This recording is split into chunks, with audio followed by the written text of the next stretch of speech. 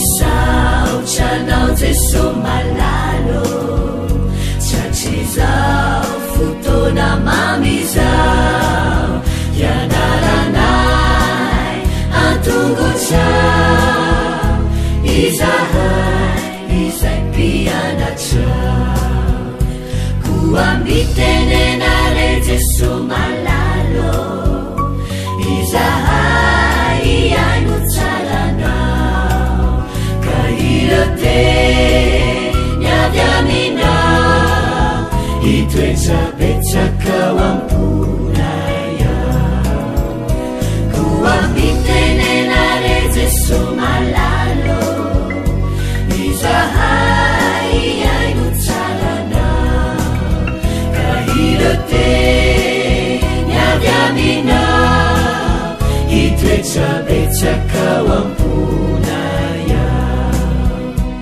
irate niavy aminao itoetsapetsakao amponaya.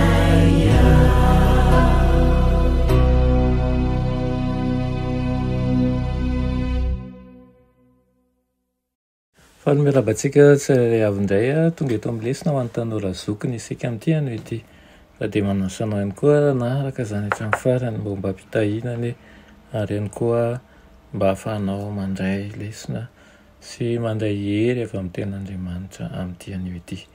Mialoha andirantsika ny amin'ny lesina anio dia vavakisika. Ry Andriamanitra ao verim-pisaorananao zahay fa mbola afaka miaino sy mandray ny teninao. Tsy ny amin'ny herinay na ny tanjakay izany fa fantatray fa rehefa ianao miteny dia mahavita manovana ao anatinay ary ianao rery ihany no ankinany fonay sy ny sainay ka oka tompo hiteny manoloana anay amin'ny anaran'i Jesosy. Amen. Lohateny lesona antsika androany dia manao hoe zava-miafina nambara. Zava-miafina nambara. Tahaka an'ireo toko hafa rehetra amin'ny Levitikosy dia hita ao amin'ny Levitikosy toko 7:20 ihany koa Jesosy. Hita ao amin'ilay lalàna eo amin'ny Levitikosy toko 7:20 dia ny 7 sy ny 10 izy. Mahagaga tokoa aloha fa io lalàna io no nahatonga an'i Jesosy teto tany hamonjy an'izao tontolo izao.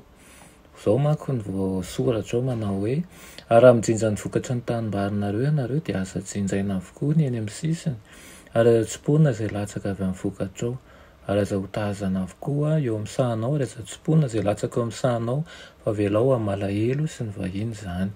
Izaho no Jehovah Andriamanitrareo. Mazava kokoa izany rehefa mamaky ny bokin'ny Rota isika raha toka nojojain'ny Boaza avokoa ny vokatry ny sany ka tsy namela ninina ho an'ny sahirana izy dia tena ho maty mosary na ho misy rota.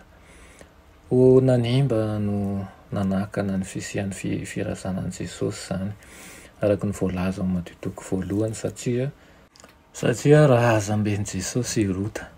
Ny teny anisan'ny manan-danja indrindra no lazain'i Jesosy dia nalainy mivantana no amin'ny Levitikosy toko 7:12 manao hoe tiavany namanao tahaka ny tenanao. Ny fandiniana lalina kokoa an'io lalàna io ao amin'ny tolokeviny dia ampahery atsika hanana fifandraisana kristianina kokoa amintsika samy isika. Hita mazava Jesosy any ao amin'ny Levitikosy toko 7:20 izay anehoana amintsika fa i Jesosy dia sady an'ilay sorona no ilay ondry-lako izay mamela ny eloka nampalelovintsika ny hafa. Ny tontolo misy antsika dia te hanasaraka ny olona ho sokajy anankiroa. Dia misy ny ampahoriana dia misy ihany koa ny mpampahory. Saingy ny Baiboly kosa dia milaza fa nanota avokoa izany sika rehetra na ny ampahoriana na ny mpampahory ka samy nanao fahadosoana tamin'ny namantsika isika. Kanefa rehefa manantona ny Kristy amin'ny bibebany isika manenina marina ny amin'ny asa ratsy nataontsika tamin'ny namantsika ary vonona ny anarina ny tsy mety arak'izay azo atao dia mamela ny fahotantsika sy mamadio antsika ho afaka amin'ny tsy fahamarinana rehetra Jesosy amin'ny alalan'ny rany sy ny fanelanelanana izay ataony any an-danitra amin'ny mahampisorona be antsika azy. Fantatry Jesosy tsara ny fihetsem-pontsika sy izay manjo antsika ary maniry fantatra ny ampahery antsika izy mba afataratsika afatsika ihany koa mampahery ny hafa ihany koa. Natoa miafina aza Jesosy amin'ny testameta taloha dia miahita mazava hatrany kosa izy araky ny andenitsika ny testameta vaovao ihany. Fa dia saintsaino ara izay voasoratra amin'ny Levitikisy 7:20 dia jereo tokoa izay mahakasika an' Jesosy fa Andriamanitra fitiavana tokoa izy ary mametraka fa tsy misy fahasamihafana tokoa isika izy rehetrarehetra izao fa samy efa nanota amin'ny Kristy ary mila famonjena tokoa. Noho izany ara dia raha mahita ny namanao ianao mety ho solafaka an'io dia tsaro fa tian'i Jesosy koa izy tahaka ny tiavany ianao ary aoka ho tanana mitsotra apitraka azy ireny fa tsy faly hanenjika azy isika. Amen. Renay mahalala tsara indrindra mbola misaotra anao zay raha eo amin'ny fitiavana izay asesika ho anay mandrakariva.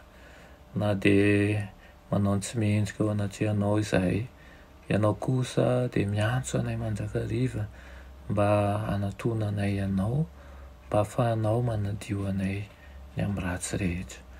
Tano anao izahay ary ampianaro mba hay hatsapa ny fitiavanao anay sy ny fitiavanao ny hafa ihany koa ka handray azy ireny ho toy ny rahalahy toy ny anabavy fa tsy handray azy ireo toy ny fahavalo.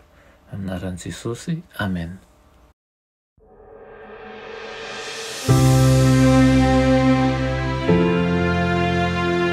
Mianatra eo an-tongotry Jesosy isan'andro.